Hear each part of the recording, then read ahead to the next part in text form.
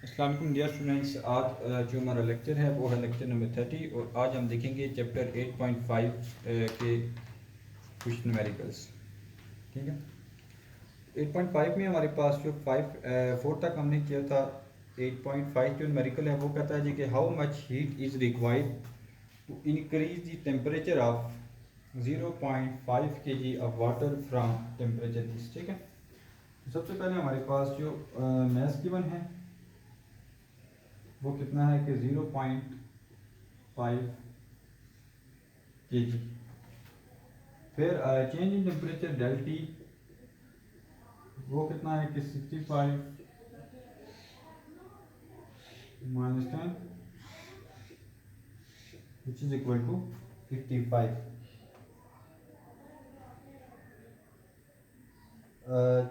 How much heat को हम Q से रिप्रेजेंट करते हैं।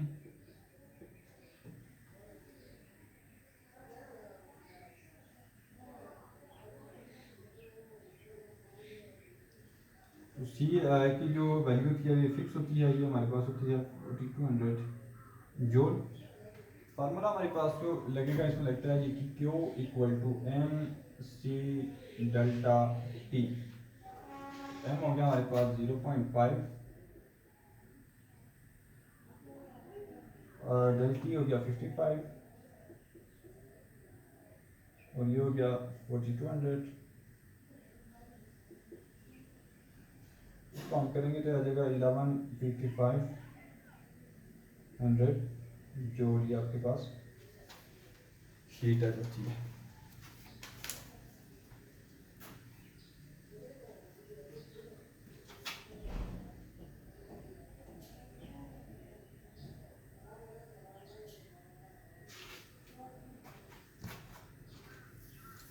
अब आएंगे हम 8.6 न्यूमेरिकल के ऊपर।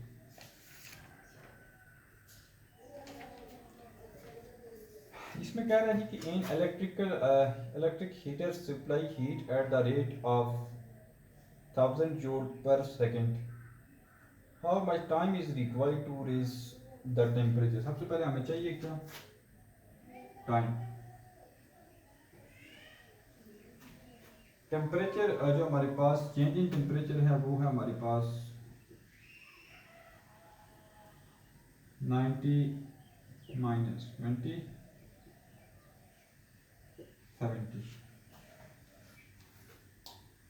मैथ हमारे पास जो गिवन है वो हमारे पास है 200 ग्राम। इसको किलोग्राम में किलोग्राम करने के लिए आप इसको 1000 से डिवाइड करेंगे, ये आ जाएगा 0.2 किलोग्राम। सी हमारे पास है 4200 जो ये पहले भी हम यूज़ कर चुके हैं। पावर उसके बाद हमारे पास कितनी है कि 1000 जूल पर सेकेंड।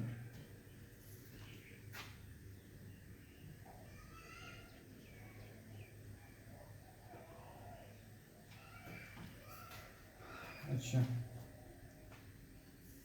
इसमें जो फार्मूला यूज़ होगा वो हमारे पास होता है जी कि P multiply by T equal to Q. तो यहाँ से हमने टी निकालना होता है तो फार्मूला बन जाएगा क्यू बाई पी। लेकिन इसके लिए हमारे पास क्यू मौजूद नहीं है तो पहले क्यू फाइंड करेंगे। क्यू का जो फार्मूला होता है वो होता है M C del T. M हो गया 0.2 मल्टीप्लाई बाई सी हो गया 4200। चेंज इन टेम्परेचर हो गया हमारे पास 70। इन सबको आप मल्टीप्लाई करेंगे आ जाएगा 58800 जो ये हमारे पास क्यू आ गया। अब इस फार्मूले में यूज़ कर देते हैं T equal to 58800 over P हमारे पास क्या है जी के 1।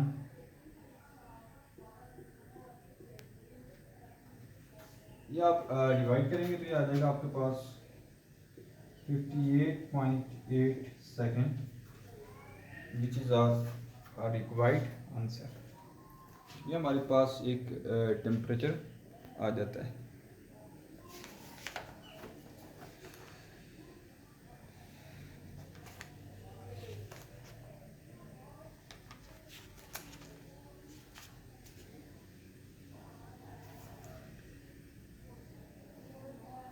अब हम आएंगे 8.7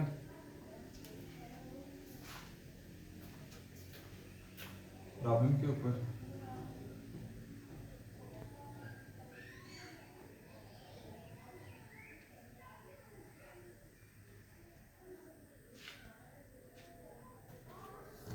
इसमें जो कह रहा है जी कि how much ice will be melt by 50,000 joule of heat, कि 50,000 जूल ऑफ हीट को अगर हो तो कितनी आइस जो है ना रिक्वायर होगी उसको मेल्ट करने के लिए। अगर हमारे पास 50,000 जूल हीट हो तो उससे हमारे पास कितनी मैस ऑफ आइस होगी जो हमारे पास मेल्ट हो जाएगी, मीन कितना मैस होगा जो इससे मेल्ट हो सकता है। क्वेश्चन ये ठीक है। फिर latent heat of fusion of ice जो हमारे पास है वो है जी कि 33,600 जूल किलो पर किलोग्राम। इसको हम देखेंगे आज। तो अब हम इसमें से बेसिकली क्या करेंगे कि हम मैथ्स निकालेंगे, क्योंकि वो पूछ रहा है कि अगर हमारे पास इतनी हीट मौजूद हो तो उससे कितनी जो है ना आप मैथ्स को आप क्या कर सकते हैं, मेल्ट कर सकते हैं।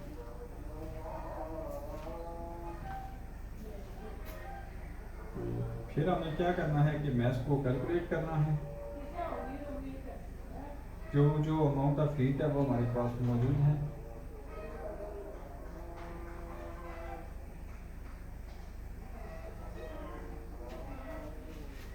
Latent heat of fume L हमारे पास क्या है 33,600 जूल किलोग्राम पर किलोग्राम। अच्छा, इसमें हमारे पास जो फार्मूला यूज होगा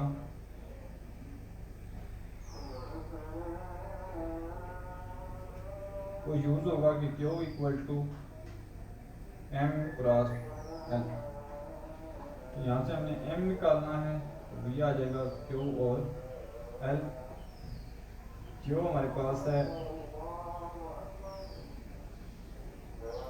और L हमारे पास है 336।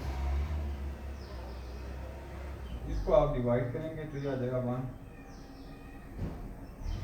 149 ग्राम।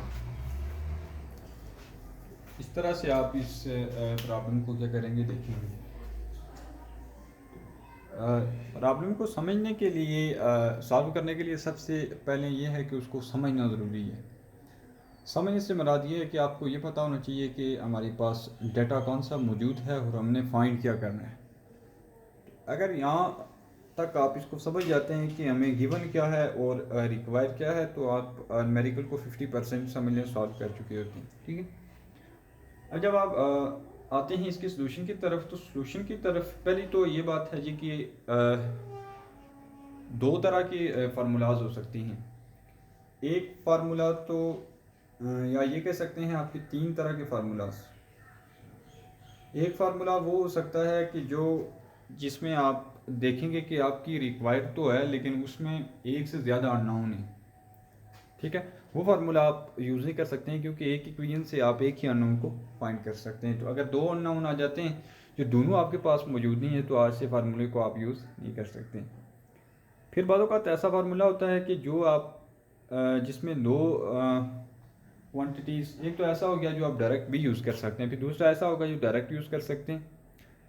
फिर तीसरी बात यह है जी कि अगर कोई ऐसा फार्मूला है जैसे हमने उसमें मैथ तो है जो हमने फाइंड करना है लेकिन क्यू भी नहीं है तो एल भी है, तो बाज़ औक़ात कुछ दो चीज़ें मिस होती हैं। तो आपने फिर उसमें ये करना होता है कि कोई एक चीज़ जो मिस है आप किसी प्रीवियस फार्मूले से लगा के वो फाइंड करके वापस इस फार्मूले को यूज़ कर सकते हैं। तो ये याद रखेंगे कि आप बाज़ औक़ात दो तरह के फार्मूलाज आप ऐसे भी आ जाते हैं कि आपने चैप्टर के अंदर दोनों फार्मूलाज पढ़े होंगे, जैसे एक में भी क्यू आ रहा है दूसरे में भी क्यू आ रहा है। अब हमने देखना होता है कि हम कौन सा यूज़ करें, तो उसके लिए आपने देखना होता है कि हमारे पास मटेरियल कौन सा गिवन है। ठीक है, तो उस मटेरियल के हिसाब से आपने फार्मूलाज भी लिखने हैं। तो आज के लिए इतना ही। नेक्स्ट में हमारे पास के जो बचे हैं न्यूमेरिकल इंशाल्लाह उनको डिस्कस करेंगे। Thank you very much.